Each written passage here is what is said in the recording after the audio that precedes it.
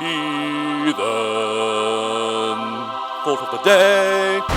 Welcome back as we share what is on our minds at this moment. And since I did a little hello, do you want to share your thought first? How generous. I am. I was thinking, I believe there is only, to my knowledge, who I care about anyway, James Cameron and Linda Hamilton, I think. Deborah Hill, John Carpenter, I believe, are married, made Halloween, made some other movies, divorced for the art. You know, they were working together, living together, stress, art, got to do it, film. Are you ready to make the ultimate sacrifice for Heathen?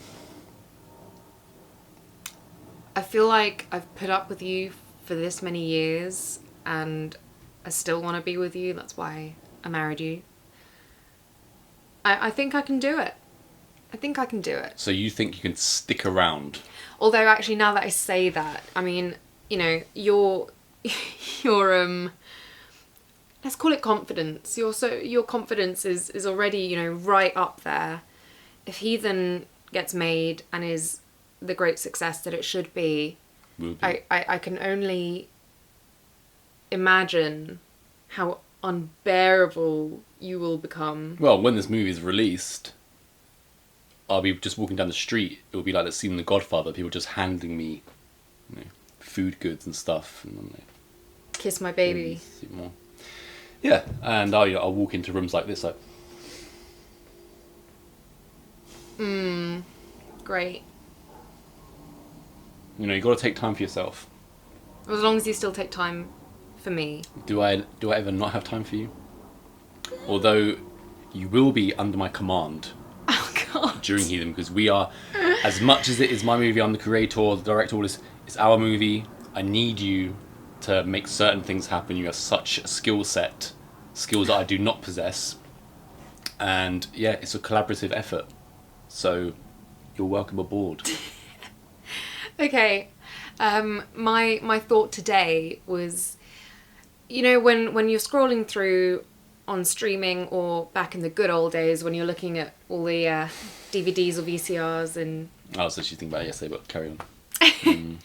And you see the titles and the cover art. But the titles, I find, 99% of the time, you can kind of tell what kind of film you're going to get purely from the title. I mean, you know, The Exorcist, Scream. Actually, maybe Texas Chainsaw Massacre is a slight deviation from that, but compare those to then, like, Sharknado. Or, you know, things of that ilk. Sometimes you choose something with a title, and as soon as I see the title, I just know it's going to be a pile of garbage. So you think Sharknado is a pile of garbage? Yeah. What about the second one? What about number 3 is a personal highlight for me. What about the one with the lead singer from Sugar Ray in it? You know, you get everything you want then. I love Sugar Ray. And now here's Mark McGrath in Sharknado. If they just put in, you know, DJ Homicide, Murphy Cargess, Stan Fraser and Rodney Shepherd, you've got the full band there. Why are there so many of those movies? Sugar Sharknado. Like Mecha Because Shark people love them, but nothing will ever beat the original with the one and only Lorenzo Lamas, Mega Shark versus Crocosaurus. That was the pinnacle of those sci-fi shark movies. So dumb.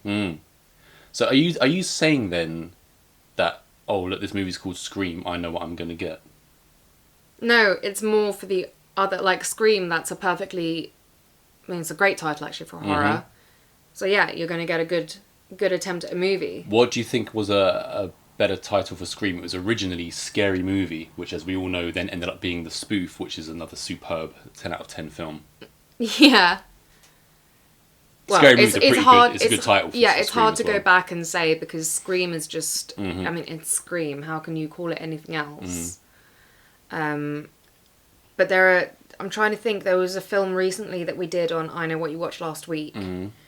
And instantly you said the title of it and, you know, it's like buckling your seatbelt because it's just so obvious that whoever's made this, it's almost like The people, Windmill Massacre. it wasn't that one. That's quite a funny one, yeah. But you know, it's almost like the filmmakers just are trying to see how bad they can make the film. I'll tell you what people won't know what they're going to get from. Heathen. What's in this movie? You don't even know the majority of part 2 because I'm just so secretive. Yeah, but I'm not saying that the title tells you what the story is and all this. I'm just saying the quality level is quite Heathen obvious. gives off Quality. gravitas, yeah, certainly. And there was original working title. It was originally called Crooked. That was the working title. It took me a while to really get the right name for it. Yeah, I think Heathen's better. It's not like, no, way better. There weren't a whole bunch of names in between. There were no names in between. It was just, right, I'm just going to wait for it to come to me naturally. And that's the best way. Or how about, our dear friend and collaborator before he passed, he would always mistakenly call it Rotten. Rotten. What do you think about Rotten? But, there are rotten elements to Heathen. I feel like Rotten actually isn't a bad name. I don't think it would have been the best choice for Heathen. I feel like Rotten it would be is a kind of X-rated video nasty name from like the 70s or something. Rotten. Yes.